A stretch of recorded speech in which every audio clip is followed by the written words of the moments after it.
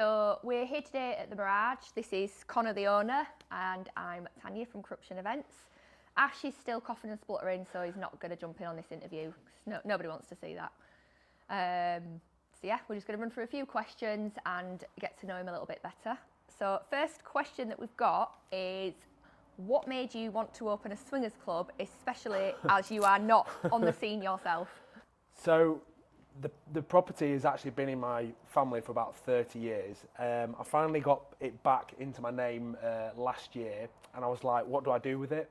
I'm a bit of an entrepreneur. I'm always looking to do something different, and I've obviously researched it, and I was like, nobody else in Lincolnshire is doing this, and I've always sparked an idea, researched it, and then I've ended up throwing in the deep end and I've just gone for it, really. Why not? Right. So what has been the biggest challenge in getting this place set up and getting it up and running? I would definitely say the money, the cost of trying to run a club. People probably think it's quite easy and you can do it on a budget, whereas we've really tried to do it to a standard where people really respect it and really love the club. And everything just costs so much more. Even things like insurances and everything like that. It's absolutely mental, really, and it's almost mind blowing. But yeah, it's done, and it's got to be done, really. Yeah, at least you're doing it to a professional high standard and not cutting corners, because that's where it goes wrong. Absolutely, we want to do it right from the start, to be honest. That's good. And how did you research to be able to prepare to open a lifestyle venue? So I've basically lived and breathed it. I'm one of them quite obsessive people. When I get obsessed about something, I research it.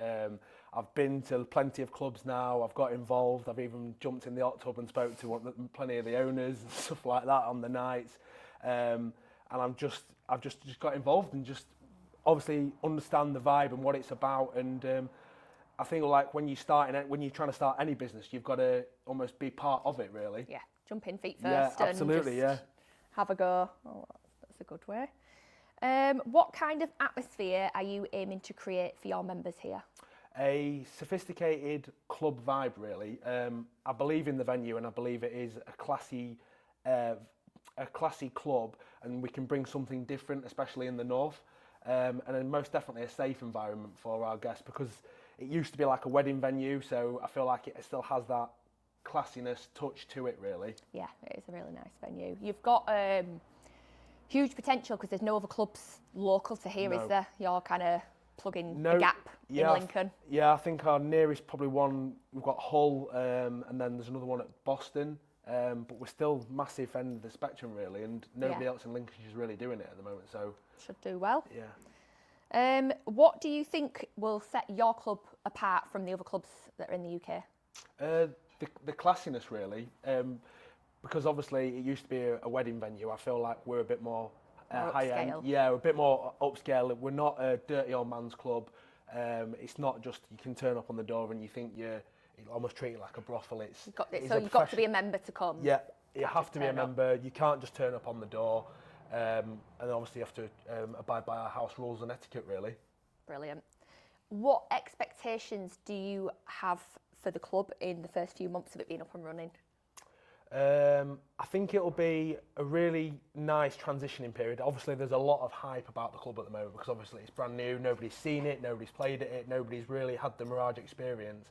I do think it'll just slowly grow each month. I expect this month to go absolutely mad, even for myself and the staff to get involved with the events and everything like that.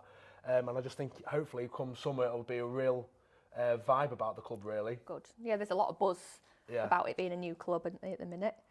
How are you going to be handling single men at your club? What policies or what restrictions, requirements will you have for them? So single men, you can't just turn up on the door on the night. You have to be a member and obviously apply through us that way. Upon their first entry at an event, I will vet them, I will check them over, give them a mini interview. Also, they have to have been on Swing Hub, obviously to do with all the verification process. Yeah, it's a good verification. Yeah, absolutely. Deep searches into people and everything like that. We're not just allowing anybody to come and be a member of the club because we want to try and make a special environment, really, at the Mirage. So anybody that doesn't know about this feature that is within the Swing Up app, when you do sign up to become a member, it actually does a facial scan. It scans your face, you have to put your details in, and it checks whether you're on any sex registers. If you are, you should not be using that app. So it will flag up and it will tell them, and your application won't be approved. So it creates a safer environment for everybody that's in the lifestyle. So yeah, it's a really good thing. What type of themed events are you looking forward to hosting here? I'm really looking forward to doing like the blackout event we've got on the 29th of March. Obviously, everybody all in black. It's the sort of event that I like going to when I'm going to parties and stuff like that. We're going to do in summer. We're going to do like a summer party. We're going to get some bouncy castles. Hopefully, try and get a booking Bronco if we can, if insurance will allow it. And do a barbecue outside event, because I think what separates us with the Mirage is the land and the space. The fact that we're on 5.5 acres. It's so private and secluded, and there's just so much scope we can do for it, really. There is no neighbours here. So when you come in, the car park is massive all the way around the building. Nobody can see you coming in, nobody can hear you. So yeah, there's huge opportunity to have outdoor summer parties and stuff, isn't there, as well? Absolutely, and like if anybody is like wants to be a bit more discreet because of the job, or they're just getting into the lifestyle, there's plenty of space to park the car around the back. They don't have to park it right at the front so anybody can see it. Yeah, there's loads of scope.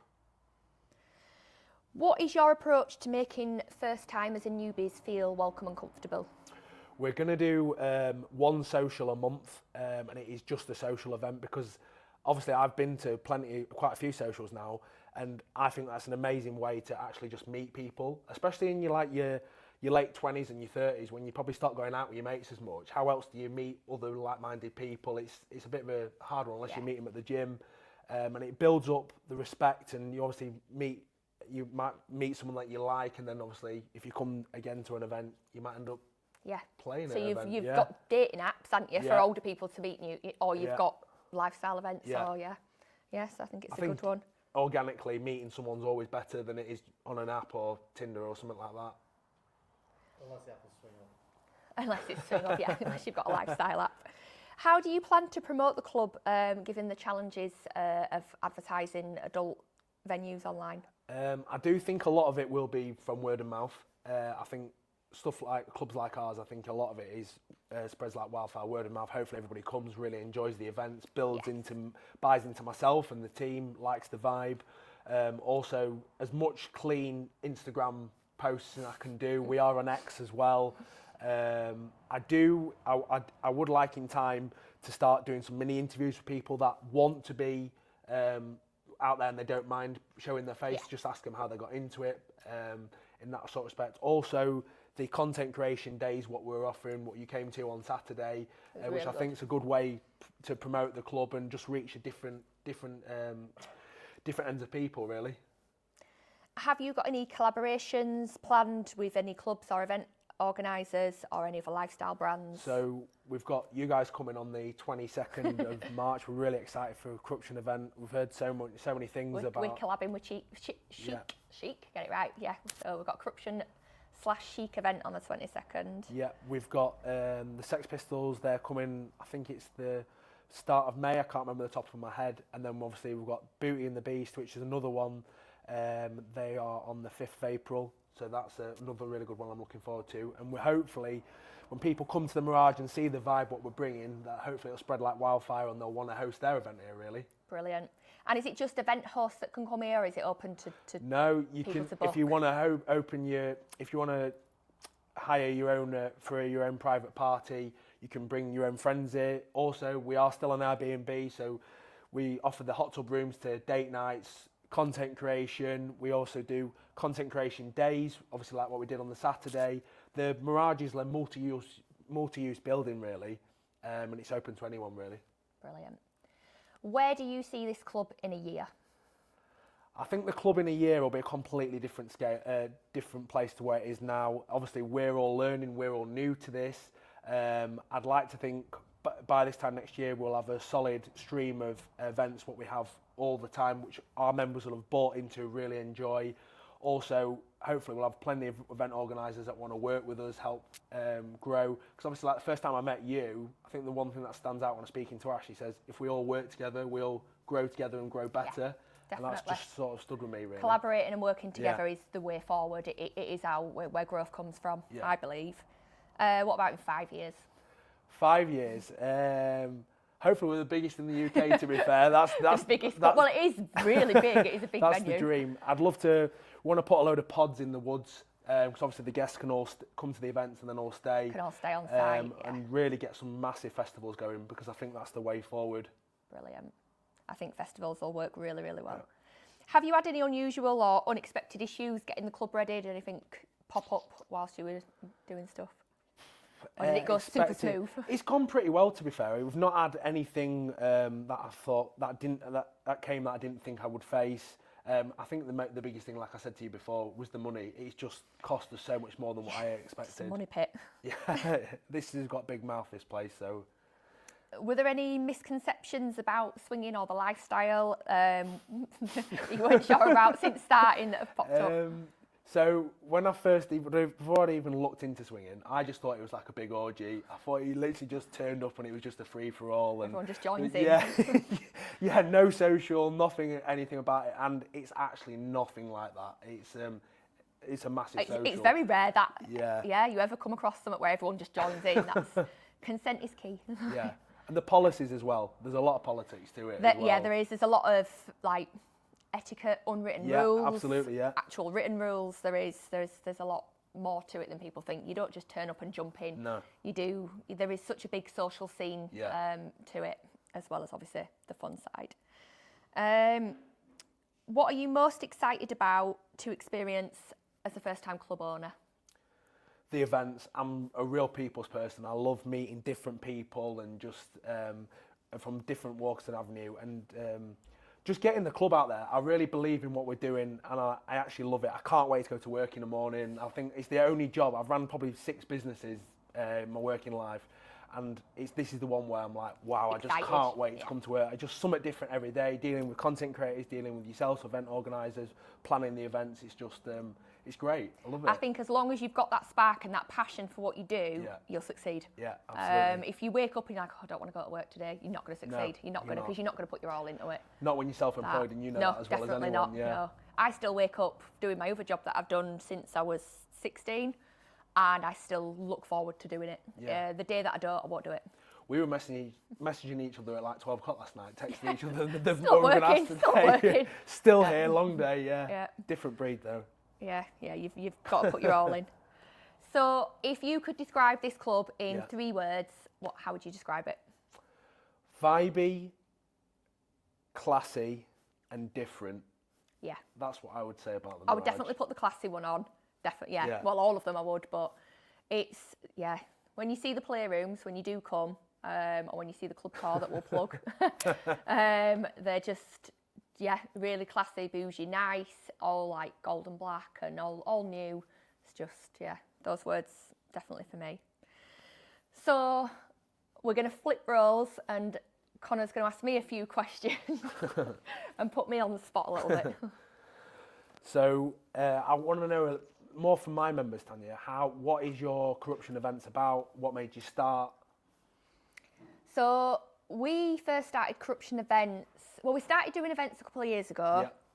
Yeah. We arranged a mini social for, I think there was about 25 people, because all the events that we went to had such a huge, wide variety of people at them, being different genders, different sexualities, different ages, and we wanted to just kind of make that a little bit smaller, close the age gap a little bit so that people were closer to our age and into the same things as us. So we handpicked a handful of people and made like a little mini social, and it just went really well. We all met for some drinks in Leeds City Centre, and then we went on to a club.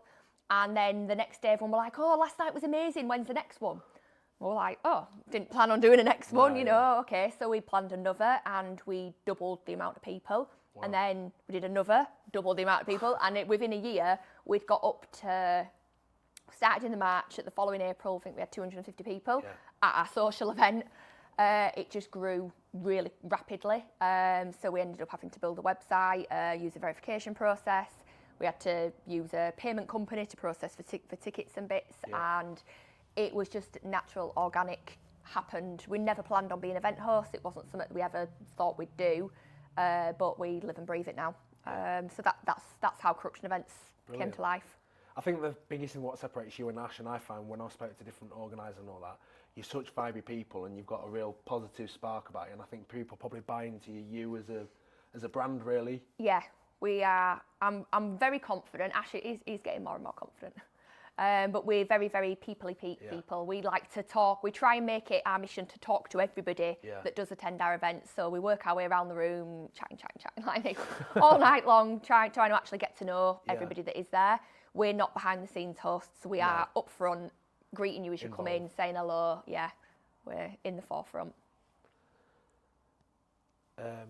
What can your guests expect from the event, what's going to be happening at Mirage on the 22nd? So the event on the 22nd, it's a little bit of a different one for us. So we're coming obviously to a brand new venue. So we're really excited about that. We are collaborating with Chic. So we are based in the north, we're from Leeds, and Chic is from further south. This venue, it's not quite in the middle, but it's a little bit between us both. So we're hoping to bring our hot crowd from the north. Chic's got a super hot crowd as well from the south. And let everybody sort of meet and mingle and mix at a new event. So it will be a new crowd for everyone because Chic has a lot of regulars, we have a lot of regulars. So to push everyone together and let everyone meet loads of new people. So we're excited for that. We're also doing a Roaring 20s theme, which we've never done before. So we've got a brand new theme, brand new collab, a brand new club, like everything is all brand new. Yeah, all brand new, all something completely different. So we're really excited. And we've got DJ, we've got saxophonist, we've got Lust and Lace doing photography. You'll have me chatting your ears off all night. So yeah, it should be really good. Great, looking forward to it. Why did you choose the Mirage and what made you come to us? It's a brand new venue. Anything new or anything that looks good, I'm on it. And this club, I think it's got something about it. I think it's got great potential. It's not too far from me, so it's not too far for most of my following to come to. It's private, it's discreet, it's got rooms on site, it's everything that I would want in a club. There's room for growth as well, which is always good. Definitely. It's definitely got plans for the future, so as long as I think it's a club that will continue to improve and adjust as it goes along, then yeah, I think it'll work. How would you describe the atmosphere at a Corruption event? What makes you different? Energetic. So we do have a younger demographic. The majority of people that come to our events are, I'd say, roughly around 21, usually the youngest, I think. And probably 45, 50 tend to be the older end. It's not like a set in stone, you've turned this age, you can no longer come. That's not the case. That's just the main age bracket of people that do apply to come and that tend to turn up to our events. If you are slightly younger or slightly older, but you do look after yourself and you fit in with the criteria, then that's fine. But the age group that we've got tend to be lively, energetic. We dress nice. We like to impress. We like a night out. A very social group of people. I was about to say, I think that's what separates you, how social you guys are. Yeah, we do not let anybody sit in the corner like this, like being shy and not getting involved. We do try and make little icebreaker games and try and get everybody chatting to everybody. So we will sort of grab you and say, come on, let's come and introduce you to someone. Yeah, just letting people get involved. Great. Are there any specific rules or anything at Corruption events on dress code? But obviously, I know you mentioned you do dress 1920s. Code. Yeah, so some events will have a specific theme. So 1920s, you know, we've got flapper girls, you've got gangsters, you've got all the sequins and the glitter and all of those bits. Another event we do is the hoedown one, which is obviously you want your denim shorts and your cowboy boots and your cowboy hat, which that's always a good event. But sometimes we don't do any theme, it's just come as you, but sexy smart attire. So no sportswear, no caps, no big massive logos or brands, much like sort of a nightclub would also say, just dress smart. How did you and Ash get into the lifestyle and what made you get into it? So we, originally, we was on a night out and I had a friend who randomly asked me and Ash if we wanted a threesome. It was a female friend of mine and I had to say no because she was a friend and she was way in the friend zone. but it did spark an interest. So I spoke to Ash afterwards and I said, I've always kind of been curious about girls, but never really acted on it. What do you think? Yeah. Of course, he was like, He yeah. loved So we discussed it and we decided to try it. So we joined a website, looked for someone online. Finding a single girl was actually really difficult, Right, okay. or a unicorn, as the term is in the swinger world. Yeah, we just didn't really find one. And then we come across a couple who was looking for something similar. They wanted to play with a girl, but her partner just wanted to watch, which obviously we just wanted the girl. So both dynamics fitted exactly what we wanted. So we literally found a club that was nearby, and I think that weekend went out and tried it. Right, okay, yeah. Jumped straight in. Yeah, that was that. Yeah, any more questions, or we're done at that? I think I pretty much covered it all. But I really appreciate you coming. Hopefully you got plenty of good footage. And we just have the launch night on Saturday, and then obviously we've got your event on the 22nd as well. Yeah. So we'll plug us both in. This is Connor at the Mirage, so you can find him on Instagram, and obviously me from Corruption Events.